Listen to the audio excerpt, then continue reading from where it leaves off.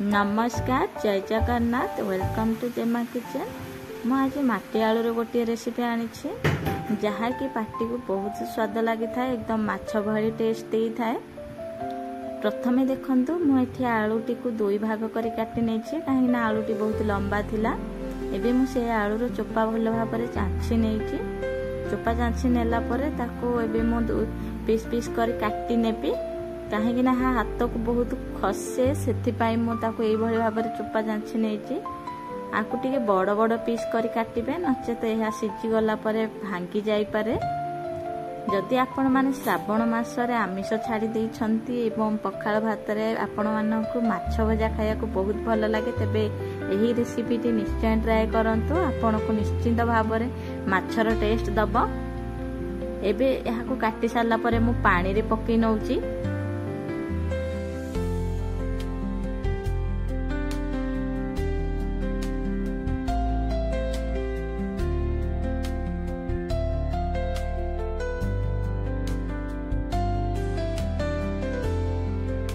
एथिरे मु मसला भाव नहीं सोरिष जीरा एवं रसुण जहाँ को कि आमे बाटी नबा। बाटी नेला पर तार जो बेसरटा हम से बेसर रे आमे भजा टे करबा। एबे मु गोटे पियाज को काटी नहीं।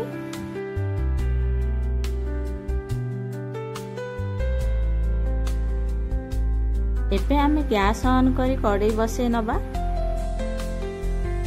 एबे आमे कड़ाई गरम हो सारा पर से 3 चामच रिफाइन तेल दबा एवं तेल गरम हो सारा पर सोरिष गोटे चामच पकेबा। अल्प मध्य पकई पारिबे। सेथिरे एबे आमे काटी रखिथिबा पियाज को पकेबा, टिके भाजी नबा। पियाज टिके लाल हो आसला पर आमे काटी रखिथिबा माटी आलू को पकई नबा। एबे ताऊ टिके भल भाव भाजी नबा। जदि जाए आपण माने मो चैनल टी को सब्सक्राइब करि नाहंदी तेबे सब्सक्राइब करि नियंतु। मो वीडियो टी आपन को भल लागिले लाइक करिवे, रेसिपी टी भल लागिले कमेंट निहाती करिवे, जदि भल न लागिला मध्य कमेंट करि जणाइबे। एबे आमे एथि बाटी रखिथिबा मसला को पकई नबा। एबे मु एथिरे गोटे चामच हळदी पाउडर एवं स्वाद अनुसार लूण पकई ताको टिके भाजी नउची, जेमिति से सोरिष बटार राग अंशटा कमी जीवो।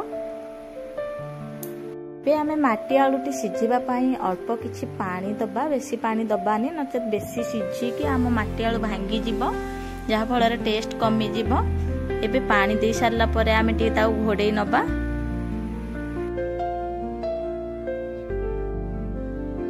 2-3 मिनिट पर काढ़ी देखिबा हमर आलू सिझी जाइथिबो। एबे आमे ताको भल भाव रे टिके भाजी नबा। सेथिरे मु एबे किछि लंका पाउडर पके नउछि, ताको एबे टिके भल रे भाजी नबा जेमिति कि टिके आसी पानी अंशटा रहिबनी। तेबे जाय पार्टी को बहुत टेस्ट लागिबो, नचेत आपण पानी रखि पारंती। एबे हमर रेडी हो जाइछि माटी आलू भजा। यह खाली पाटी रे मध्य खाई पारिबे। यह पखाल भात सहित खाया को बहुत टेस्ट लागि थाए। घरे निश्चय ट्राई करंतु। कमेंट माध्यम रे जणाइबे किपरि लागला।